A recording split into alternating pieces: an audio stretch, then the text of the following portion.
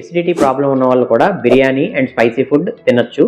ఈ విషయం లాస్ట్లో మాట్లాడుకుందాం. అసలు ఎసిడిటీని కాజ్ చేసే మెయిన్ ఫుడ్స్ ఏంటో ఇప్పుడు తెలుసుకుందాం.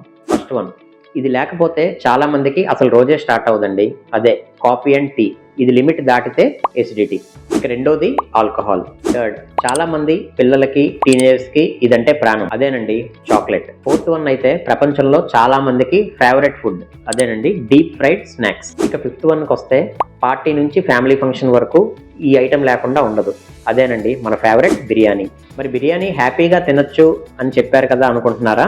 ఆ విషయానికి వస్తున్నా. నెక్స్ట్ డే బర్నింగ్ సెన్సేషన్కి రెడీగా ఉండగలిగితే ఈ రోజు నైట్ బిర్యానీ హ్యాపీగా తినొచ్చు. బాబోయ్ ఈ పెయిన్ అంతా ఎందుకు అనుకుంటున్నారా? అయితే సింపుల్గా పైన చెప్పిన ఫుడ్ ఐటమ్స్ని అవాయిడ్ చేయండి. పెయిన్ ఎక్కువగా ఉంటే డిలే చేయకండి, గ్యాస్ట్రోఎంట్రాలజిస్ట్ని కన్సల్ట్ చేయండి.